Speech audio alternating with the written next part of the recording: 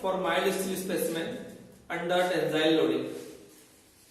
कोई भी mild steel का जो स्पेसिमेन रहता है, सबसे पहले हमें उसके लिए बात करनी पड़ेगी कि माइल्ड स्टील स्पेसिमेन ही हम क्यों लेते हैं।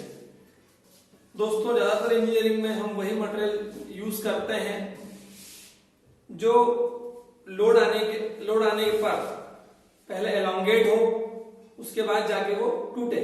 अगर कोई भी मटेरियल सडनली फेल हो जाता है, उस मटेरियल को बोलते हैं हम ब्रिटल मटेरियल, और हम इंजीनियरिंग प्रैक्टिसेस में ऐसे मटेरियल्स को जनरली अवॉइड करते हैं। अब हम बात करेंगे माइल्ड स्टील स्पेसिमेन की। तो माइल्ड स्टील का जो स्पेसिमेन रहता है वो डक्टाइल और मेलेबल रहता है नेचर में। डक्टाइल होने का मतलब यह है कि जब भी हम उसके ऊपर टेंसाइल या कंप्रेसिव लोड अप्लाई करेंगे तो वो पहले एलोंगेट होगा, उसके बाद जाके वो कहीं फ्रैक्चर होगा। तो आज हम उसकी पूरी सीक्वेंस देखेंगे कि किस टाइप से फेल होता है। इस डायग्राम को ड्रॉ करने के लिए सबसे पहले हमें यूज करना पड़ती है universal testing machine, UTM machine इसको हम कहते हैं। और ये हमारा स्पेसिमेन है। This specimen is of mild steel. इस स्पेसिमेन में हम क्या करते हैं, हमारे पास एक यूनिफॉर्म रॉड रहती है जिसके जो दोनों एंड्स रहते हैं वो ब्रॉड रहते हैं, ताकि हम इन ब्रॉड एंड्स को यूनिवर्सल मशीन के जॉज में फिट कर सके। इनको हम फिट कर देते हैं। यूटीएम मशीन में जैसे कि आप सबको मालूम है कि प्रोविजन रहता है कि उस पे हम कितना भी लोड अप्लाई कर सकते हैं। तो यहाँ पे हम इस स्पेसिमेन को सेट करेंगे और इस पे टेंसाइल लोड अप्लाई करेंगे। यहाँ पे हमें यह जानना ही बहुत जरूरी है कि जो जो डक्टाइल मटेरियल रहता है उनकी टेंसाइल स्ट्रेंथ हाई होती है, इसलिए हम हमेशा डक्टाइल मटेरियल्स को टेंसाइल लोड्स के लिए प्रेफर करते हैं। जैसे ही हमने इस बॉडी पे टेंसाइल लोड अप्लाई करा तो यहाँ पे हमें उसमें जितने भी चेंज आ रहा है और जो उसके अंदर स्ट्रेंथ डेवलप हो रही है और स्ट्रेस डेवलप हो रही है, उसके बेसिस पे हम एक ग्राफ ड्रॉ करेंगे। That graph is known as stress strain diagram. अब इस ग्राफ में एक्स एक्सिस पे हम ड्रॉ करते हैं स्ट्रेन और वाई एक्सिस पे हम ड्रॉ करते हैं स्ट्रेस। तो जो डायग्राम रहता है वो कुछ टाइप से रहता है। सबसे पहले हमें मिलेगा O to A point. A point is known as point of proportional limit. यहाँ O to A तक जो है इस रीजन को हम बोलते हैं रीजन ऑफ प्रोपोर्शनल लिमिट। यहाँ पे जैसे जैसे हम लोड की इंटेंसिटी बढ़ाते जाते हैं वैसे यहाँ पे जो चेंज इन लेंथ है वो बढ़ते जाता है।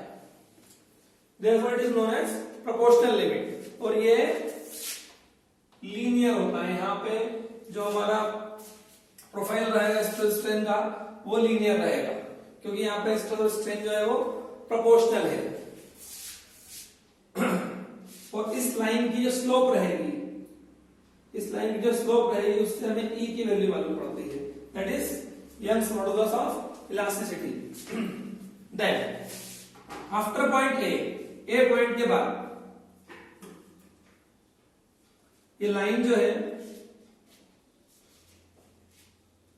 वो नॉन लीनियर हो जाती है। तो बी पॉइंट आएगा। B point is reached. Now the B point is known as point of elastic limit. यहां तक जो है हमारा इलास्टिक लिमिट, या हम बोल सकते हैं इलास्टिक रेंज रहती है बी पॉइंट पर। मतलब इसका कहने का मतलब ये है कि जो बी पॉइंट है वहां तक भी अगर हमने बॉडी पे लोड अप्लाई करके लोड को रिमूव कर दिया तो body will regain its original shape and size. Then B point के आगे beyond point B the plastic range starts, और we can say permanent deformation starts. Plastic range चालू हो जाती है यहाँ पे। बी पॉइंट के बाद हम मटेरियल पर कितना भी लोड लगाएंगे और लोड को रिमूव भी कर देंगे तो वो अपना ओरिजिनल शेप को एक्वायर नहीं कर पाएंगे। Then beyond point C we get point, beyond point B we get point C. C point is known as yield point. हम कहते हैं कि भैया जो मटेरियल है उसमें उसका यील्डिंग हो गया है। यील्डिंग का मीनिंग यहाँ पे समझना बहुत जरूरी है। यील्डिंग का मतलब यह रहता है, सपोज दैट कि हम जो बाहर से लोड लगा रहे हैं वो पी लोड है, जो हमने पी लोड लगाया।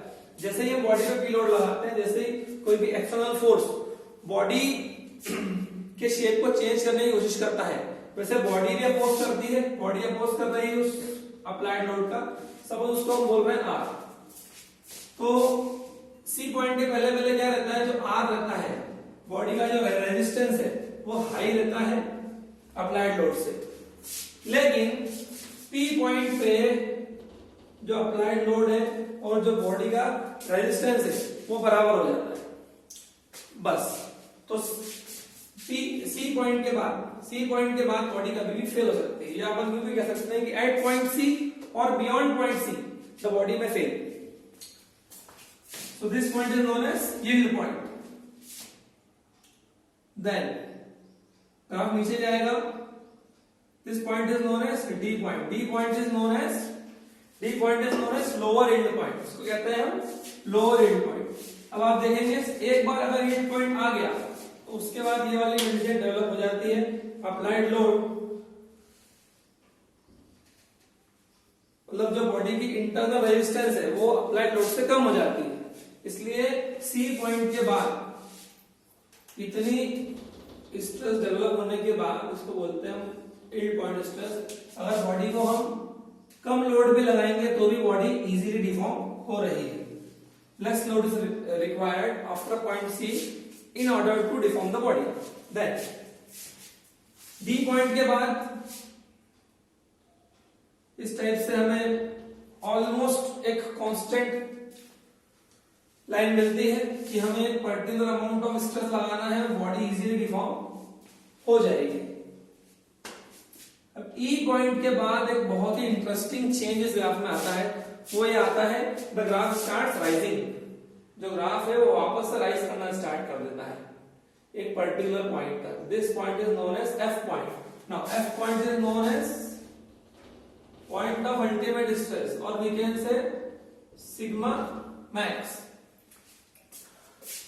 Now what happens between E to F, E से एफ के बीच में क्या हुआ, तो ई से एफ के बीच में एक्चुअली क्या होता है, ये हमारी बॉडी है और जो भी इसके मॉलिक्यूल्स हैं, जो भी इसका लैटिस है। अब जैसे ये बॉडी पे लोड अप्लाई करते जा रहे हैं तो ये जो लैटिस है ये डिसलोकेट होना चालू हो जाते हैं, इंक्लाइन होना चालू हो जाते हैं।